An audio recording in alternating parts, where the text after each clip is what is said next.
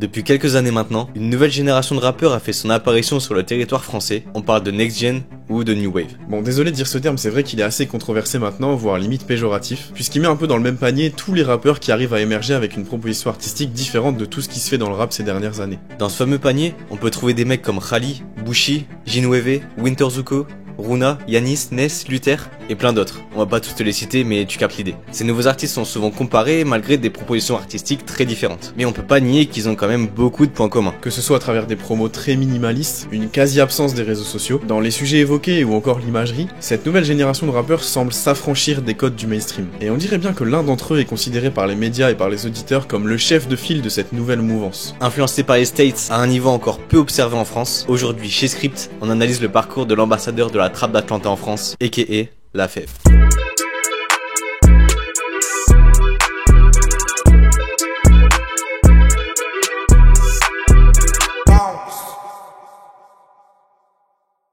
Le 22 décembre 2023 à minuit, sortait sur les plateformes de streaming le dernier projet de La Fève, 24. Un projet qui nous a clairement confirmé que le rappeur originaire de Fontenay-sous-Bois est littéralement matrixé par la trappe d'Atlanta. Et qu'il y a de fortes chances qu'il devienne la prochaine tête d'affiche du rap français. On va analyser ensemble tous les éléments qu'il prouve, mais avant, rapide retour en arrière.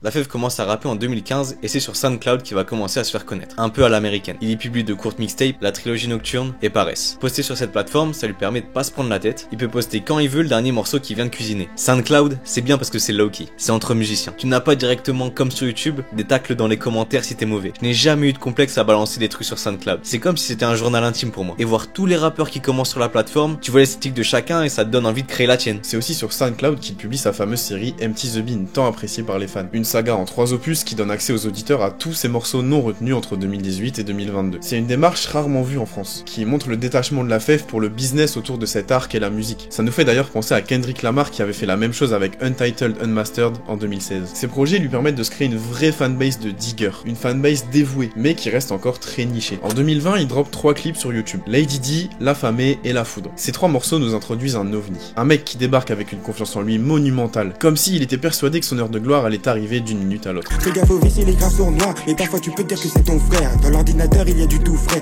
Je fais tout pour le faire, tout pour que l'un de moi soit la famille. La Fève il va vite briller, poteau je veux 1000 billets. Je suis dans un tunnel, je vois pas la lumière au bout. La Fève je t'aime beaucoup. Poteau rien n'a changé depuis longtemps, mais bientôt ma vie prend un grand tournant. La Fève veut pas joindre les deux bouts, il veut créer tout un univers. Quand on est jeune et sournois, donc bientôt on va tous manger comme des robots. Je suis bon dans les gimmicks, flow au-dessus de la moyenne. J'ai ça dans des boyaux, mais toi tu es timide. La Foudre.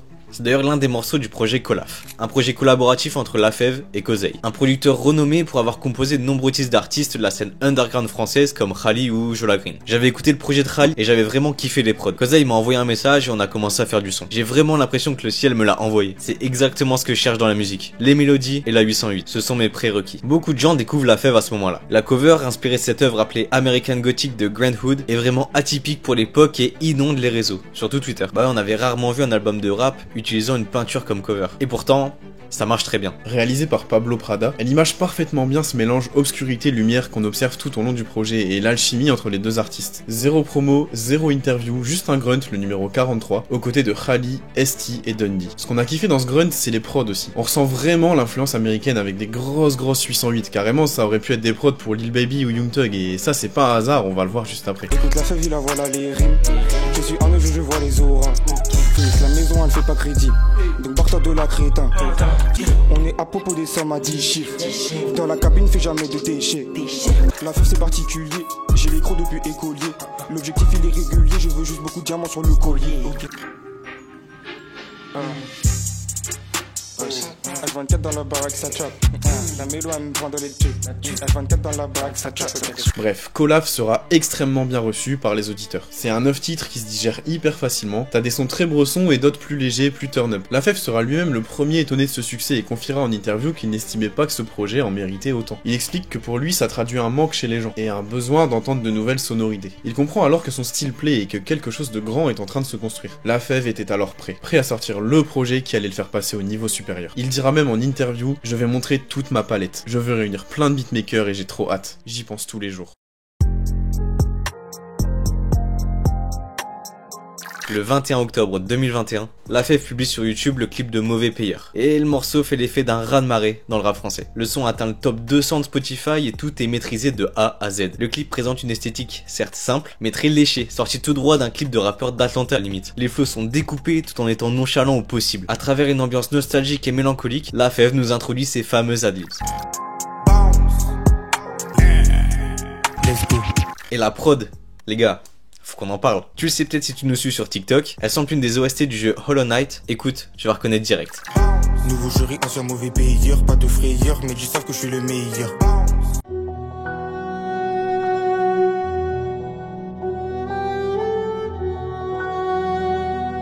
C'est le 17 décembre 2021 qu'il drop son projet Her. La tape s'appelle comme un vomi. Comme un vomi parce que La Fève crache et étale son talent pendant 39 minutes. Propulsé par le morceau Mauvais Payeur, la mixtape connaît un succès fou et va faire passer La Fève à un tout autre palier en termes de notoriété. Ce nouveau projet lui permet de dévoiler l'intégralité de sa palette artistique. On y découvre un artiste capable de mettre à profit sa voix intrigante au service de son très kické comme No Hook. En train de vivre malheureux, photo j'ai pas d'euros, personne pour m'adorer. J'accumule les pertes, je lui parlais un peu mais le ciel est sévère ma gueule. Ou alors au service de morceaux plus chantés et mélodieux comme Rat Interlude. C'est juste des singes, c'est juste des rats mon négro. Comme une musique dans la tête, le con qui joue de nous peut finir avec une balle dans la tête. La mixtape est hyper agréable à écouter en plus. Bah ouais, 18 morceaux pour 39 minutes au total, ce qui nous donne une moyenne de 2 minutes par morceau, avec des transitions qui en plus sont d'une douceur. Bon allez, on se met les meilleurs juste pour le plaisir.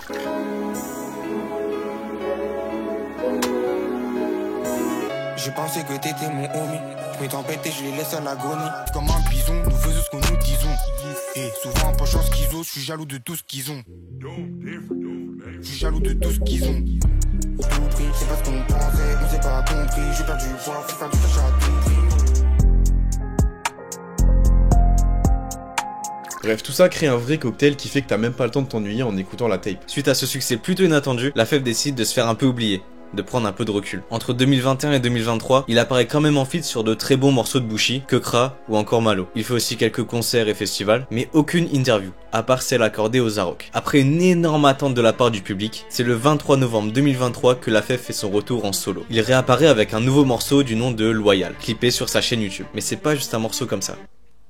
Non, on découvre en fait qu'il s'agit du single de son futur album. Et ouais, plusieurs annonces sont faites, il nous informe au début du clip que l'album est prêt, non merci pour la force qui lui a été donnée après son dernier projet, et il en profite même pour nous hyper encore plus en nous jouant un petit extrait du morceau Navré qui sera présent aussi sur l'album. Encore dehors, je suis navré, je donne pas l'exemple au neveu, le temps passe, je fais mon trajet. Bon, une fois les annonces expliquées, on peut parler du morceau en lui-même. Et les gars, le niveau du son. Le clip est réalisé par Wallon et détaille la vie de l'artiste après la sortie de Her, le mettant en scène entre Atlanta, Paris et divers festivals. On apprendra d'ailleurs qu'il a démarré l'album à Paris, puis qu'il est allé s'immerger pendant 6 semaines avec ses deux fidèles beatmakers, Layele et Kozey, au cœur de la culture qu'il faisait fantasmer, celle d'Atlanta. Et pour ceux qui connaissent La Fève depuis un petit moment, vous savez qu'en vrai, c'est pas si étonnant. C'est un mec qui a jamais vraiment caché son amour pour la scène rap d'outre-Atlantique et particulièrement celle d'Atlanta. Que ce soit dans les instrus avec les gros 808 bien saturés qui tabassent sur quasi tous ses sons, ou même les thèmes abordés, le frérot a toujours montré qu'il est méga influencé par ATL. J'écoute Gat et j'écoute Gounache, que j'étais à l'arrière de la laguna. Je suis dans la chop, ça pull up du Lil Gothic, je vois tout noir comme cette gothique. Et devine le point commun entre Carti, Gunna et Lil Golit. Allez, je te donne 3 secondes. Bah ils viennent tous les trois d'Atlanta. Enfin bref, c'est le genre de petit indice qui nous permet de comprendre à quel point il est influencé. Parce qu'en vrai, je te mets au défi de trouver un rappeur français qui fait des shout-outs à Lil Golit.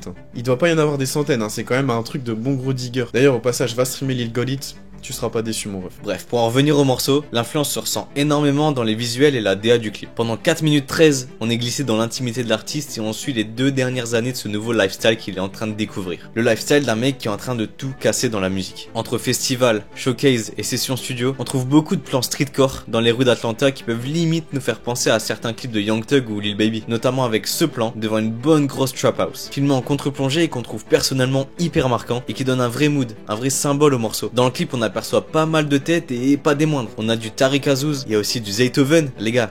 Je sais pas si on se rend compte. C'est quand même le mec qui a propulsé Gucci Mane ou les Migos.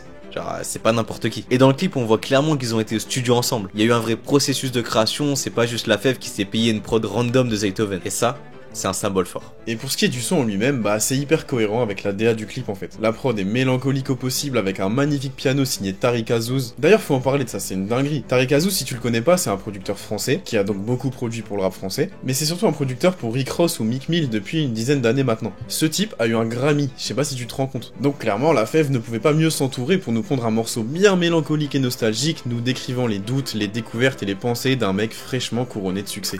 Et ma tristesse, je t'avoue, j'ai pensé de speak quand je suis sorti du risque. Pourquoi te faire confiance, c'est trop souffrance, et trop souvent j'y perds. Toute ma vie j'ai donné aux autres, c'est ma faiblesse. Je suis comme sûr à chaque nuit, là j'ai la poisse et j'en veux à lui. Je comptais mes yeux, ils ont bien monté mes strings, c'était pas vrai. Le clip crée une grosse hype autour de l'album qui est d'ailleurs assez folle pour un mec qui en vrai est encore à la limite de l'underground. Tout le monde est impatient de découvrir ce nouvel arc de la Fève. Le 14 décembre, la cover et la tracklist sont postées par le rappeur et inondent les réseaux. La cover est vraiment intrigante et donne un mood spécial à l'album. On y voit la Fève équipée de lunettes créées par le designer et artiste 3D Rohan Mirza. D'ailleurs c'est le même mec qui avait designé cette paire de zinzin pour Beyoncé, il avait aussi créé ce masque pour Quavo, ou même des griffes Jean-Paul Gaultier portées par Bella Hadid. Il a un univers original, intriguant, et on trouve que ça colle parfaitement avec l'ADN de la cover. D'ailleurs on a une petite théorie, on pense que la cover a été inspirée par celle de Carti sur le morceau Hot Me, les univers se ressemblent vachement, et ça serait même pas déconnant sachant que la Fève dit lui-même être influencé par Carti et toute la scène d'Atlanta en général. Dis-nous en commentaire ce que t'en penses. D'ailleurs n'hésite pas à liker et t'abonner, ça te coûte rien et nous ça nous booste de malade. Bon d'ailleurs cette influence qu'on fait que te rappeler depuis tout à l'heure, on la retrouve aussi sur la tracklist, rien que sur les noms des morceaux. Ma chienne de Trap Life, Shawty, Same Shit, Type Shit. Il y a même des hommages à deux rappeurs US décédés, Young Dolph et Lil Kid, qui est d'ailleurs le grand frère de Lil Galit, dont on te parlait tout à l'heure. D'ailleurs si tu regardes la tracklist et que tu connais pas la Fève, tu peux te demander si c'est un album de rap français ou l'album de la dernière étoile montante d'Atlanta, 24. C'est donc l'album qui va peut-être faire passer la Fève au stade d'artiste confirmé. Et ce qui est drôle en vrai, c'est rien qu'à la tracklist, tu captes que l'album va puer l'Amérique. Et on s'était pas trompé.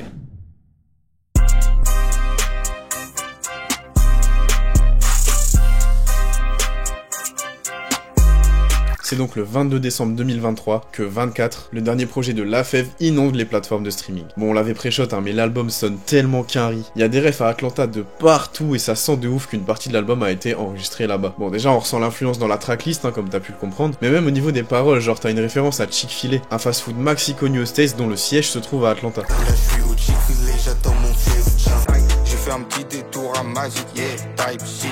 Quand il parle de Magic, il parle de Magic City. C'est un strip club d'Atlanta ultra populaire dans tout le rap game aux US. Pour te la faire courte, c'est un club qui a mis la lumière sur les Migos ou même Future qui venaient performer leurs morceaux là-bas au début de leur carrière. C'est un lieu vraiment iconique dans le rap et les rappeurs en parlent hyper souvent dans leurs morceaux.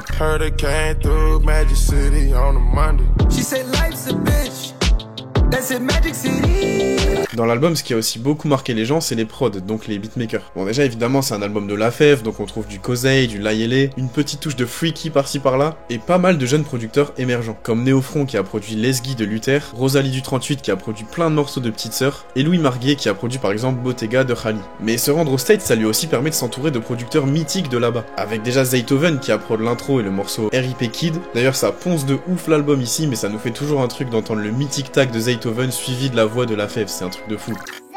Insolent, je me sens comme Cassius Clay, je m'amuse en les feintant. Tariq Azouz, le français gramifié dont on t'a parlé tout à l'heure, se retrouve sur 5 morceaux, et apporte une touche de musicalité qui donne une dimension encore plus aboutie au projet. Tariq.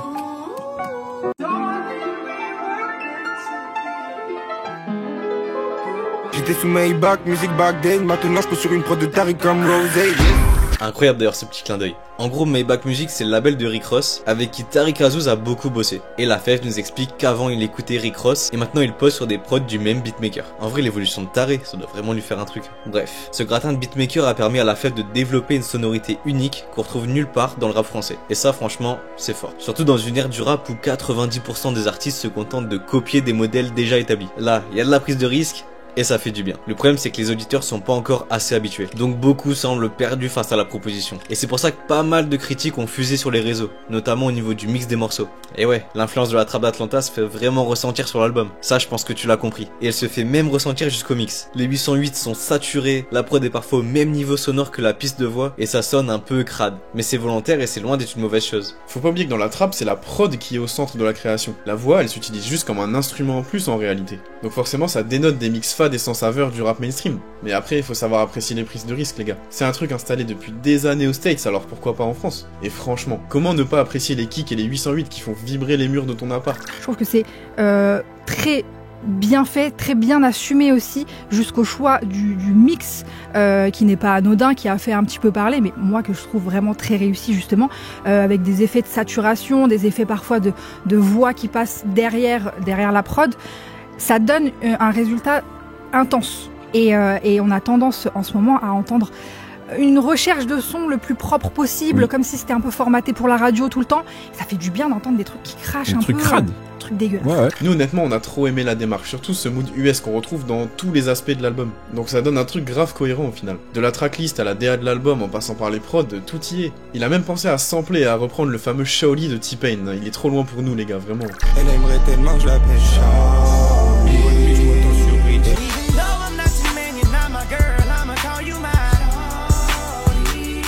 Un casting ultra complémentaire qui fait sans doute de 24 l'un des projets les plus ambitieux et aboutis de l'histoire du rap francophone, du moins en termes de composition. Car pour ce qui est des featuring, évidemment on souligne les performances incroyables de Zequin, Young LA ou Nux, mais honnêtement on était un peu déçus du featuring avec Tiakola sur 500, c'est un morceau qui sonne un peu trop mainstream et du coup il fait un peu de tâche dans l'album. On retrouve pas trop cette ambiance trap qui dirige le projet et ça c'est simplement dû au fait que Tiakola on l'a trop entendu sur des gros hits mainstream. C'est peut-être pas forcément le meilleur choix de collab mais bon. Why not? Peut-être que ça plaît à certains d'entre vous. N'hésitez pas à dire dans les commentaires ce que vous pensez de l'album aussi, on va tout regarder. 24 c'est un projet hyper mélancolique et nostalgique qui nous présente la nouvelle vie d'un mec qui était persuadé de percer et qui l'a fait. Ce succès il en est fier mais on sent quand même qu'il reste torturé par ses pensées. Cet album c'est le parfait mélange entre des sujets comme la méfiance dont il fait preuve vis-à-vis de son entourage, la peur de tout perdre du jour au lendemain et un ego trip juste bien dosé pour pas manquer de nous rappeler qu'il est le meilleur et qu'il le sait. Et surtout n'oubliez pas, restez scriptés les refs.